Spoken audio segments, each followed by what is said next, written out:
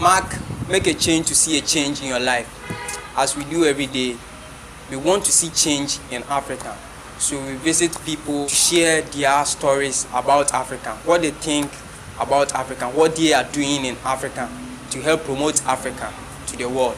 I have here with me a special person, and then he knows much about Africa. But today he's only going to tell us about his story and then what he does. And then another time he will take us through Pan-Africanisms, and then the whole story is about Africa, what we are lacking as Africans. So I'm Fred Mark, but I prefer using my local name, which is Pakwesi, because I am an African. Can we also know your name, who you are? My name is Pascal Oku Setoji. Okay. Yeah, I'm from the Volta region anyway. The Volta region. Yeah. So most people call me Pascal, but my friends also call me Pablo. So Pascal, what do you do for a living? Okay, my educational background it started from the Volta region. I did science actually, so my whole dream is to become a pilot or an engineer. These were my dreams. So I did science at the secondary school, went to the Polytechnic, did electrical engineering. But from there, due to inaccessibility of jobs, I had to teach in the Ghana Education Service for about 4 years. About 4 years. So, but then, just about 1 year into that 4 years, I decided, I got so much interest into IT, computers, so I decided to further and do my degree in computer engineering. Okay. So I was doing a distance course and successfully completed in 2014 with a first class honors. God willing, I finished in June, and by September I had a job in Accra, so I was into software development for a while. Okay. So my main profession is software development, IT, website designing, and then digital marketing. Okay. So, but then, I think I like to call myself these days when somebody asks me what are you into, it's a bit of difficulty because I like to call myself an entrepreneur now. Yeah, I'm venturing into a number of fields that I've not even studied in school. Okay. So, as you might already be aware, I'm into fashion, I'm into printing, I'm into even entertainment, music management. I have parties I also manage. So, these are my fields, and I'm really hoping to add more. So, I'm an entrepreneur, but now my main focus is promoting the African wear fashion. That is what I'm currently promoting now and then focusing on. Okay, so you are saying your main focus now is what? Promoting African fashion? Yes, because throughout the education I realized there is something lacking. The African is always feeling inferior to the white man. Yeah. And I don't know why. We learn more about them even than us. One subject I took so much interest in school was history. And studying history revealed a lot of things to me. Okay. And I knew that Africa, would I say, the birthplace of civilization, or where civilization really started. So what happened to us? How did this whole thing come about? So digging deep into it, I became so passionate about the whole thing. I was like, no, the story must change. Yeah. I watched movies about slavery and all that stuff, so I like, no. So the white man who claimed to be a missionary coming to us to bring us something to save us, well, how does that same person take us as bondage, into his land to force us to work, rape our women and all that stuff? So I always feel there is something wrong somewhere. The idea is to, I wouldn't want to follow whatever the Western world is pushing on to me. Yeah. I want to be original, be African.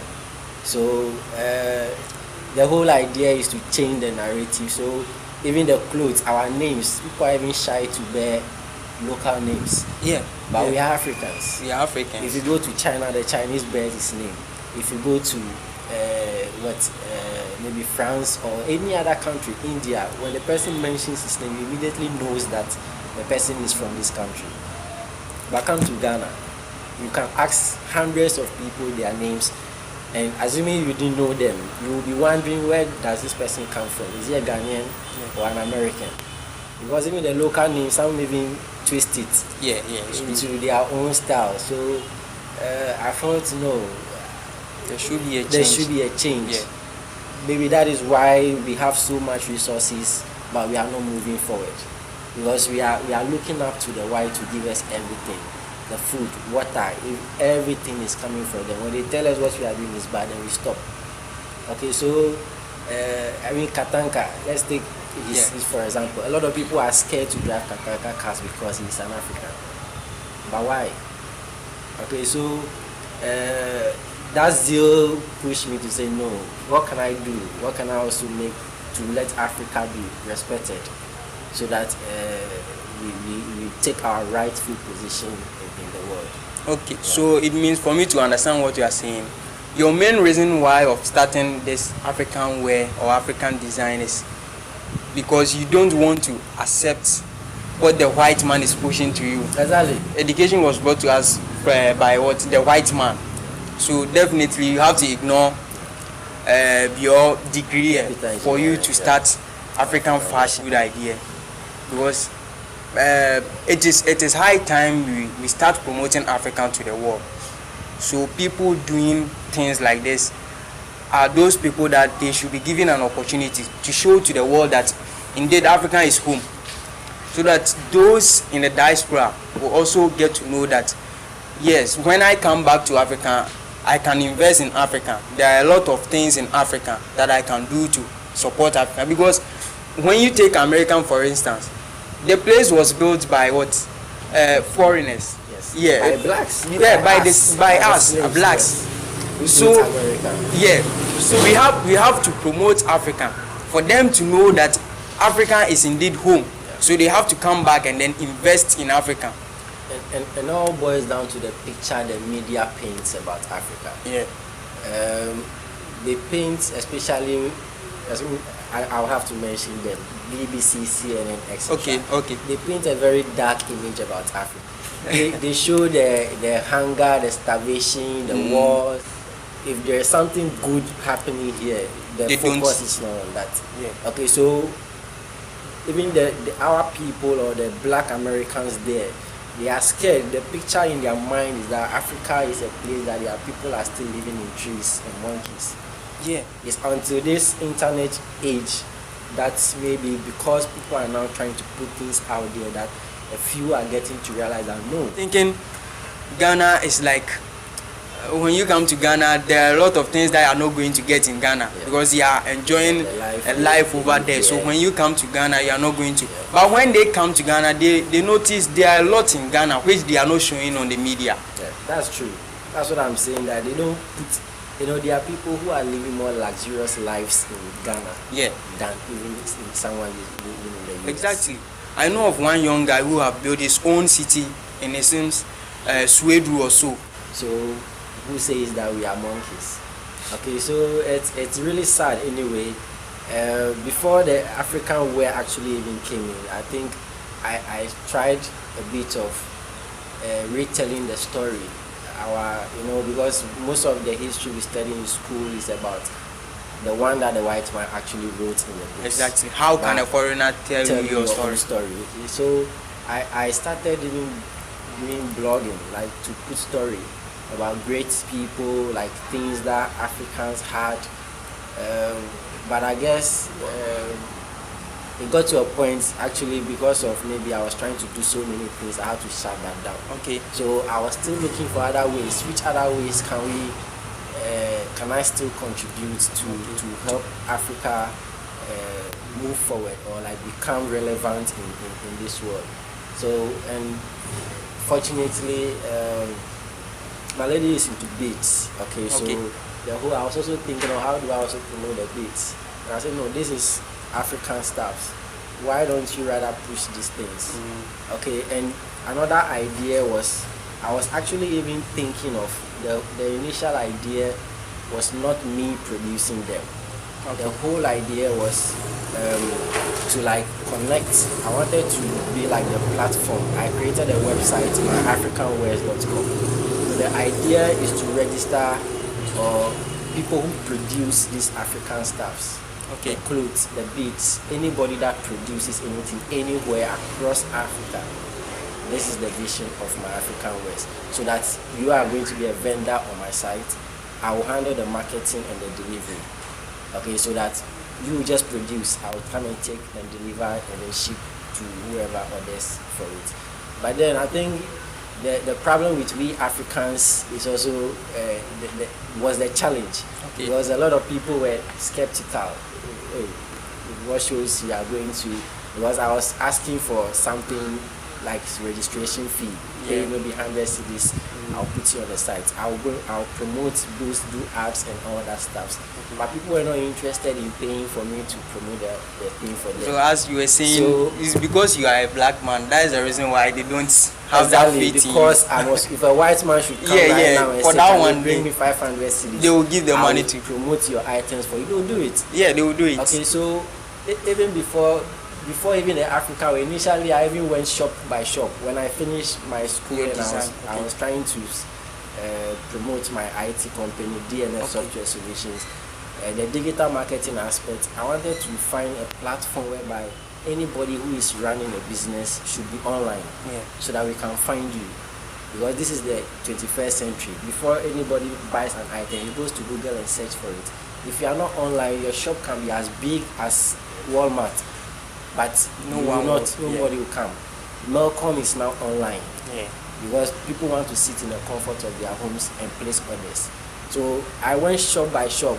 Just pay 20 cedis. I'll get your details. Come and take pictures of your, enterprise and upload it on the website. Direct me online.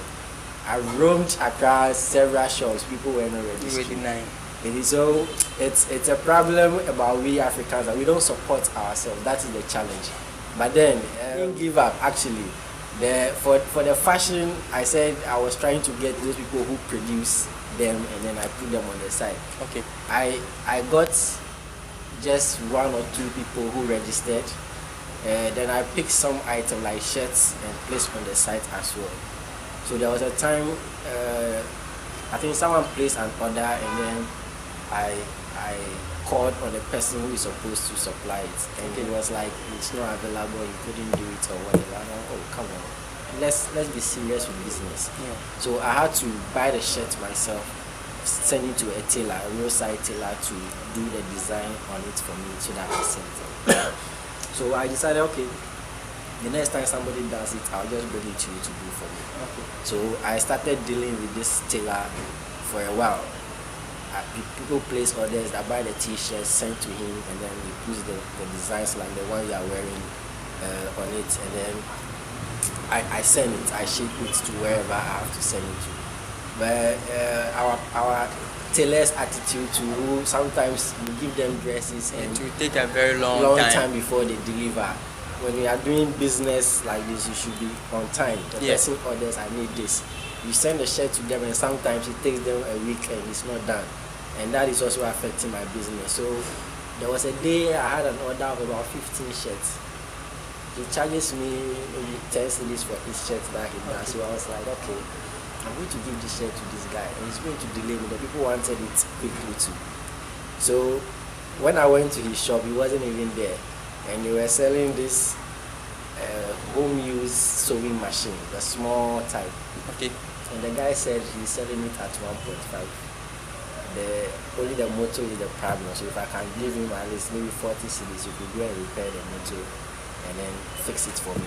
I said, really? I said, okay. So I gave him the money, and the next day when I went, he fixed it. So I brought the machine home, and then the intention was that I was going to do it myself.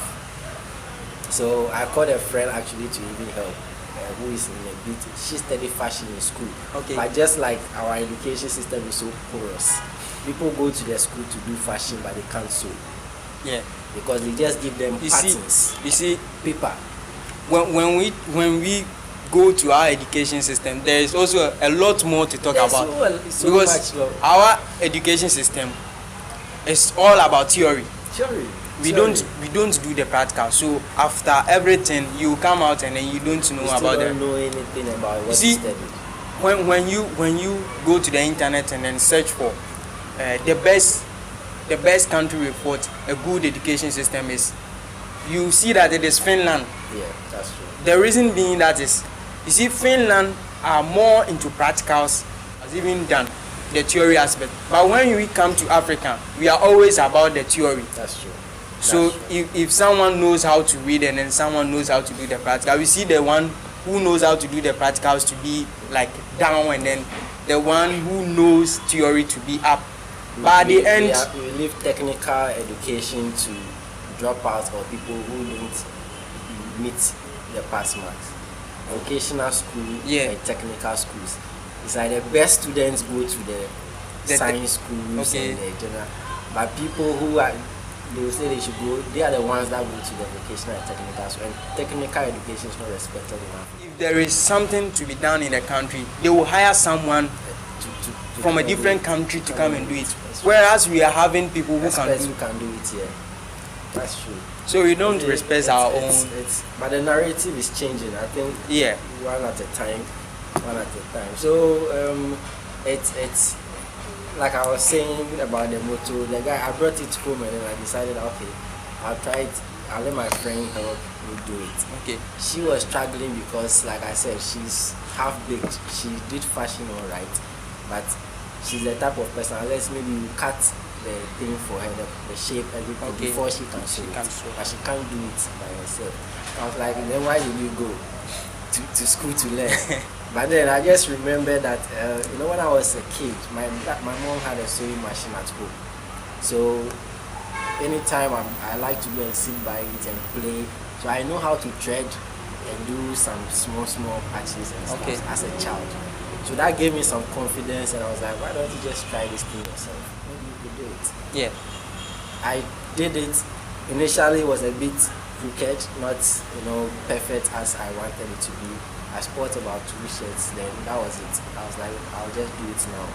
Okay. Now I'm not going to register any vendors anymore. I'm just going to promote the fashion myself. Okay. So I'm trying to let everybody earn something, but they are not ready for it. So let me just push it all by myself. So that is why the name, even My African Words, I didn't want to personalize it. If you say My African Words, it's yours. Anybody who mentions the name is like, you are saying it's your African It means word. This is my African your word. African Words. Okay, so the name is supposed to be a brand that is for all Africans to embrace and support. Yeah. Okay, so we want to be able to convert anything. Right now I don't sew it anymore. I just handle the managerial aspect. I have a very good fashion designer who does the sewing. So we want to be able to change the clothes of our people in Africa. Like any kind of clothes that you see the white man is wearing, Versace, Richy, Louis Vuitton or whatever, we can also have the same thing here. Okay. So that's it. Okay. Thank you very much. So we need to change the clothes of we Africans. The Versace, the Gucci that you see them wearing, you need to change them and then start wearing African clothes. Yeah, we need to start promoting Africa to the world. Whatever that you need is right here in Africa. Those pictures that they used to paint those days, there should be a change. Let's all push Africa so that our children will be proud of where they come from. Exactly. We should be proud to speak our language. We should be proud to wear our clothes. Okay, and then bleaching, changing our skin. It will not help. It will help us. Yeah. The hairs, let's be our natural selves and not go for foreign Brazilian hair, all these things. And I don't really blame them. It's because of the media. All we see is Beyonce and all. These are the superstars and the so-called celebrities we see. Okay, so I'm very happy that you're also helping in changing the narratives. Yeah. So one at a time, we get there. Okay. Thank you very much. Thank you very much for